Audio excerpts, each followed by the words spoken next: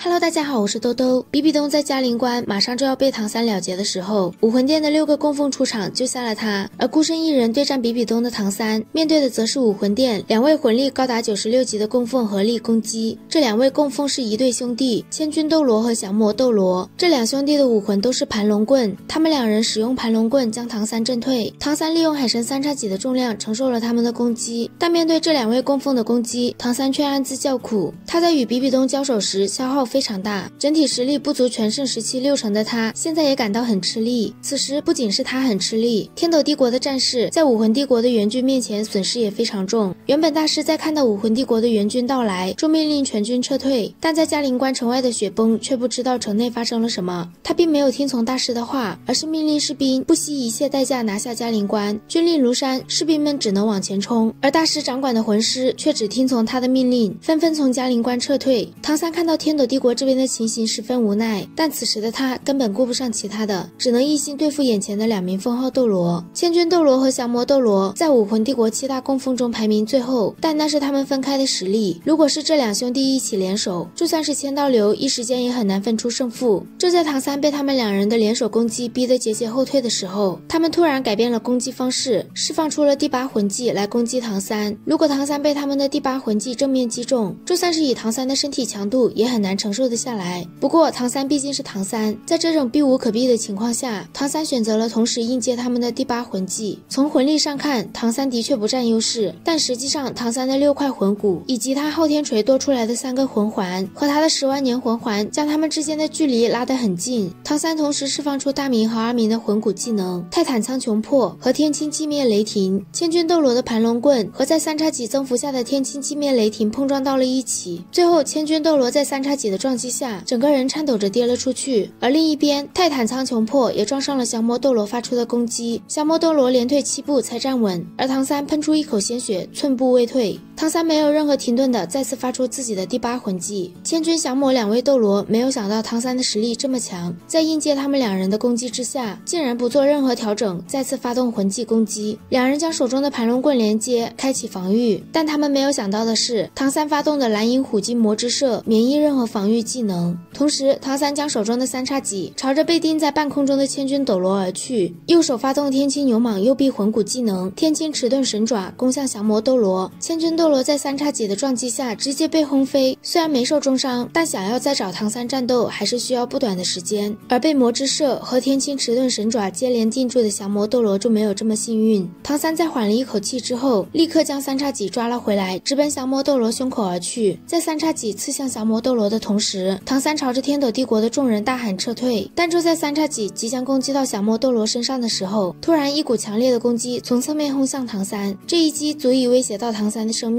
在生命危机的时刻，唐三顾不上杀降魔斗罗，他将海神之光注入到3叉戟中，发出无定风波挡在胸前，但无定风波化成的光环瞬间破碎，他也在撞击之下倒飞，鲜血狂喷。此时的唐三魂力、精神力都已经跌下了不足30%。攻击唐三的是武魂殿的2供奉，魂力高达98级的金鳄斗罗。金鳄斗罗的实力在供奉中仅次于千道流，他的武魂是顶级武魂之一黄金鳄王。金鳄斗罗将唐三逼退之后，用自己身后的大尾巴朝着唐三抽击，双手则发出强烈的金光挡住了想要救援的黄金圣龙。唐三的状态非常不好，面对扫向他的大尾巴，他只能勉强提起3叉戟，尽可能的注入海神之光来抵挡。金鳄斗罗没想到唐三在经过和比比东、千钧降魔斗罗3人对战之后还能抵挡住自己一击，非常惊讶。金鳄斗罗意识到唐三的天赋惊人，今天必须要将唐三彻底解决。他使出自己的第6魂技直扑唐三，再用自己的大尾巴将想要救援唐三的人全部逼退。就在唐三有点绝望的时候，唐昊终于出场了。唐昊一边超级霸气的大喊谁敢伤我儿子，一边用昊天锤将黄金鳄鱼的头颅轰飞。唐昊并不是一个人来的，和他一起前来救援的还有昊天宗宗主唐啸以及100名昊天宗弟子。唐啸带着昊天宗弟子直奔嘉陵关内救援天斗帝国，而唐昊则挡在唐三的面前对战金鳄斗罗。天斗帝国冲入嘉陵关内的军队在武魂帝国的援军攻击下全军覆没，雪崩和歌龙元帅懊悔不已，下令全军后退。嘉陵关内，唐啸一人挡住了武魂帝国3大供奉的攻击，昊天宗100名弟子则挡住了武魂帝国魂师的攻击。这101人挡在了天斗帝国前面，给了大军撤退的时间。另一边，金阿斗罗看着突然冒出来的唐昊，冷嘲热讽，还说就算是唐晨看到他，也要尊他一声前辈。金阿斗罗的确比唐晨、千道流他们那一代还要高上一辈，但就算是辈分高，在唐昊这里也完全不再怕的。唐昊的一句有志不在年高，无志空活百岁，将金阿斗罗气得不得了。金阿斗罗直接释放出自己的魂环，唐昊也挥舞着手中的昊天锤，直奔金阿斗罗而去。这是唐三第一次看到唐昊的真正实力，他一边吃下恢复大香肠，一边朝一旁的小伙伴使眼色。唐三很清楚，此时天斗帝国已经没有了攻下嘉陵关的可能性。这一次的战斗，整体优势还是在天斗帝国这边，不宜再拖下去。天斗帝国的一众强者在唐三的眼色之下，飞快地撤下城头，只留下满眼狂热的剑斗罗保护唐三。唐昊在经过唐三的帮助下，打通奇心8脉之后，魂力已经达到了97级。虽然在魂力上唐昊低于金阿斗罗，但唐昊那股雄霸天下的气息丝毫没有受到影响。金阿斗罗自持身份，想要等唐昊先攻击，却没想到唐昊竟然让他先出手。金阿斗罗气得全身金光大放，将背后巨大的长尾巴抽向唐昊。这个尾巴所过之处，就连空气都变得虚幻了起来。唐昊回击的动作十分简单，他将手持昊天锤的右臂伸展到背后，强烈的黑色光芒将他的人和昊天锤完全融为一体，左脚以脚尖支撑，将昊天锤悄无声息地挥了出去。虽然没有声音，但这一锤和金阿斗罗的尾巴撞击在一起的时候，唐三甚至有一种就算是自己使用海神3叉戟也无法抵御的感觉。这一锤让唐三对昊天锤有了全新的认识，这一锤也让金阿斗罗完全处于下风。紧接着，唐三又发出了自己的第2锤，攻向金阿斗罗。金阿斗罗瞬间释放武魂真身，再次朝着唐昊挥动自己的尾巴。这一次，金阿斗罗的气势、力量都比之前强很多，但唐昊依旧不为所动。在他的第2锤即将与鳄鱼尾碰撞的时候，昊天锤完全变成了白色。这一次，两人谁也没有撼动谁。唐昊纵身而上，挥出了自己昊天真身的第3锤。当初唐昊就是凭借这一锤，在教皇殿救下了唐三和小五。唐昊接连3锤，让他的气势非常的恐怖，恐怖到明明在他修为之上的金阿斗罗，竟然产生了无法与之抗衡的感觉。唐昊展现出来的是纯粹的力量，这狂霸的气势与压力，让金阿斗罗不敢正面应接，而是用坚硬的头部撞击昊天真身的侧面。金阿斗罗被昊天锤硬生生的震得飞了出去，而昊天锤直接砸在嘉陵关的城墙之上，破开了一个深达10米的缺口。唐昊这一锤宣告着昊天宗的回归，也让没有受到太大影响的金阿斗罗明白自己的心已经输给了唐昊。唐昊并没有追击金阿斗罗，而是站在那里告诉金阿斗罗自己是这一代的昊天斗罗，当初重创千寻疾的就是他。金阿斗罗当然知道重创千寻疾的唐昊，但他没有想到那个让武魂殿震动的昊天斗罗竟然又回来了。唐昊丝毫不惧武魂殿的供奉们，他带着唐三与剑斗罗直接离开，而武魂殿的6大供奉聚在一起，却没有一个敢追过去。唐昊那3锤实实在在的将武魂帝国所有强者都给震慑住了。这一战之后，天斗帝国很清楚短时间之内无法攻打下嘉陵关，这在大家没有什么好办法的时候，唐三给出了他的建议，那就是让天斗帝国先休养，等他完成海神9考，成就海神之位再来。而武魂帝国这边6大供奉将受重伤的比比东赶回了武魂城。比比东离开之后，他们也并没有想要攻打天斗帝国，因为对他们来说最重要的是守好嘉陵关，等候千人雪的到来，这也给了唐三去完成海神9考的时间。好了，嘉陵关一战到这里豆豆就讲完了。如果喜欢豆豆的视频，欢迎点击订阅关注，我们下期再见，拜拜。